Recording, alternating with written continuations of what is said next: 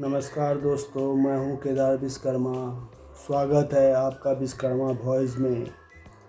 आज विभिन्न श्रेणियों के लिए शिक्षा और सरकारी नौकरियों में आरक्षण अभी तक लागू है। समय समय पर बदलाव भी हुए हैं और अलग अलग वर्गों के लिए अलग अलग प्रावधान बनाए गए हैं। स्वतंत्र भारत में 1950 के संविधान में SC/ST के लिए आरक्षण संवैधानिक रूप से स्थापित हुआ, जिसे 1951 के पहले संशोधन से मजबूत किया गया। अनुच्छेद 15(4) सामाजिक व शैक्षणिक रूप से पिछड़े तथा SC/ST के लिए विशेष व्यवस्था की बात करता है। अनुच्छेद 16(4) उन पिछड़े वर्गों के लिए सरकारी नौकरियों में आरक्षण का आधार देता है जिनकी सरकारी सेवाओं में पर्याप्त हिस्सेदारी नहीं है। 7 जनवरी 2019 को मोदी कैबिनेट ने विशेष रूप से आर्थिक रूप से पिछड़े जातियों के लिए 103वां संविधान संशोधन के द्वारा लाया गया। इसमें स्वर्ण समाज को 10% आरक्षण देने का प्रावधान किया गया था। 12 जनवरी 2019 को राष्ट्रपति कोविंद की मंजूरी के बाद यह लागू किया गया, लेकिन अब ये स्वर्ण समाज बिना अनुमति लिए जंतर मंतर पर आरक्षण हटाओ आंदोलन में कूद पड़े हैं। उनका कहना वे इसका पूर्ण रूपेण लाभ नहीं उठा पा रहे हैं। मेरी तरफ से एक सूचना, अगर किसी निर्माता, निर्देशक या अभिनेता को अच्छी कहानी की तलाश हो तो मुझसे संपर्क करें। कहानी का नाम है एक और समझौता, जो भारत और पाक रिलेशनशिप पर आधारित है। कथा, पटकथा, डायलॉग और इसके 5 गाने मेरे पास सब तैयार है। अगर कोई निर्माता, निर्देशक इस विषय को लेकर फिल्म बनाने में दिलचस्पी दिखाए तो मुझसे संपर्क कीजिए 9475204223 पर।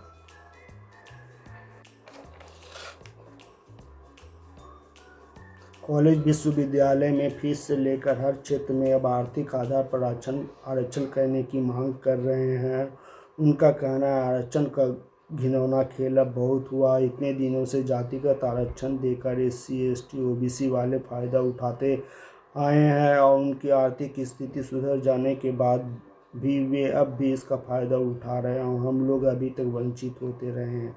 हमारा लक्ष्य आरक्षण मुक्त भारत बनाना, जातिवाद से मुक्त, योग्यता और केवल आर्थिक आधार पर आरक्षण। आरक्षण अब बीमार पड़कर बुढ़ा हो गया है, अब अंतिम सांस गिन रहा है। अब इसका दाह संस्कार करने का समय हो गया है। सरकार ने सिर्फ अपना वोट बैंक के लिए इनकी समय सीमा बढ़ाती रही है और देखते देखते 75 साल में सिर्फ निठल्लों और अयोग्यों को बढ़ावा दिया है और समाज में भेदभाव बढ़ाने का काम किया है, जिसके फलस्वरूप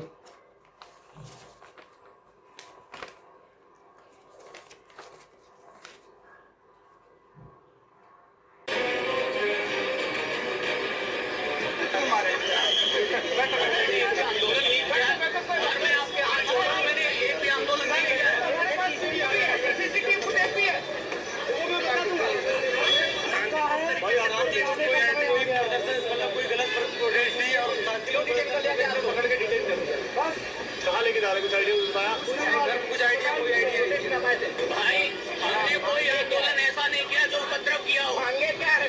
हमारी मांगे ये है UGC को वापस करो। हमारी मांगे आरक्षण को आर्थिक आधार पे होना चाहिए, गरीबी में जाना चाहिए आरक्षण को। लेकिन लड़ाई कहाँ तक लेकर के जाएंगे? कहाँ तक लड़ाई? जब हम कुछ उपद्रव नहीं कर रहे हैं, बिठा रखा है यहाँ पे।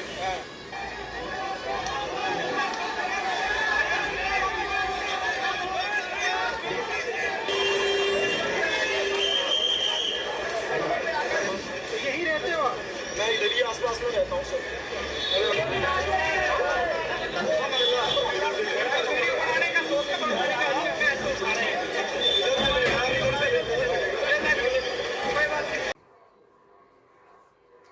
फलस्वरूप हम लोगों को आज बाध्य होकर आंदोलन करना पड़ रहा है। जो अभी के युवा है वे परमाणु बम की तरह है, उनकी ऊर्जा के सामने मोदी जी टिक नहीं पाएंगे। इस देश के स्वर्ण समाजों ने आपको प्रधानमंत्री बनाया है, इसलिए हमारी ओर ध्यान दें। आरक्षण जो कवच था, जो शोषितों वंचितों का हक देता था, लेकिन अब वज्र बन गया है, जिसके सहारे स्वर्ण समाज के नवयुवकों पर आघात कर रहे हैं।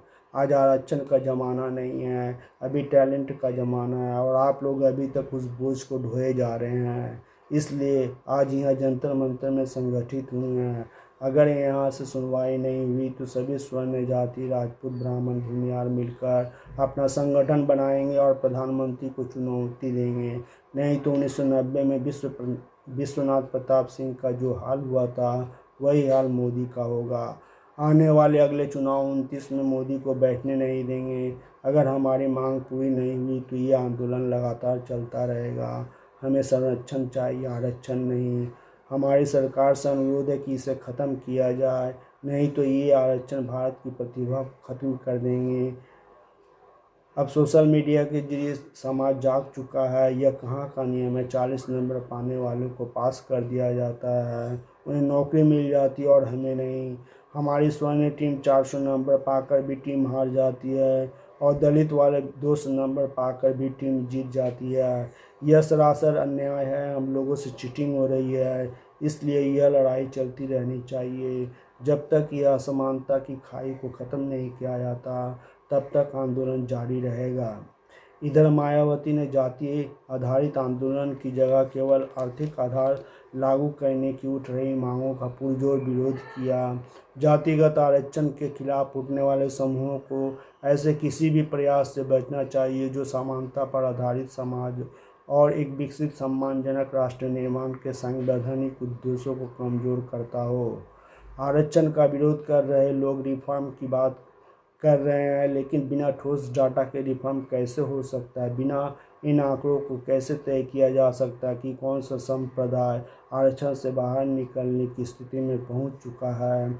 आर्थिक आदि को आधार बना दिया जाए तो भारत जैसे देश में इसे निरपेक्ष रूप से लागू करना प्रशासनिक रूप से दुष्स्वप्न साबित हो सकता है। फर्जी आय प्रमाण पत्र बनवाना कोई कठिन काम नहीं है, इसी के परिणाम स्वरूप वास्तविक ज़रूरतमंदों को इससे वंचित रहना पड़ सकता है।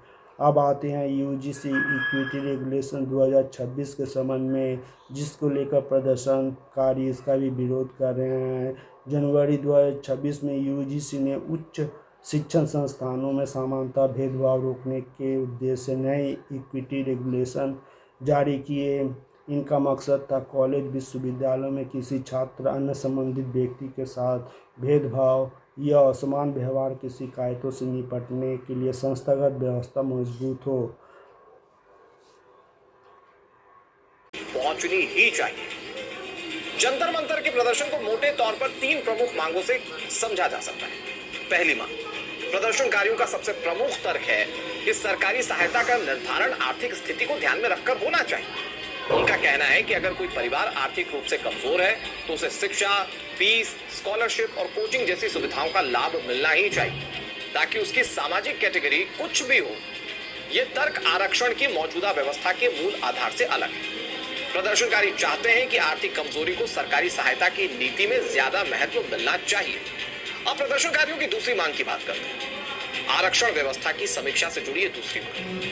प्रदर्शन में शामिल लोगों ने सवाल उठाए कि आरक्षण लागू हुए कई दशक बीत जाने के बाद बदलती सामाजिक और आर्थिक परिस्थितियों के अनुरूप इसकी समीक्षा क्यों नहीं होनी चाहिए। कुछ प्रदर्शनकारियों ने SC, ST और OBC से जुड़ी नीतियों में क्रीमी लेयर जैसे प्रावधानों को लागू करने या उनमें बदलाव की मांग की है। अब यहाँ उनका तर्क यह है कि आरक्षण का आखिर विवाद शुरू कहाँ से हुआ? विवाद की सबसे बड़ी वजह थी नियमों की भाषा, उनका दायरा।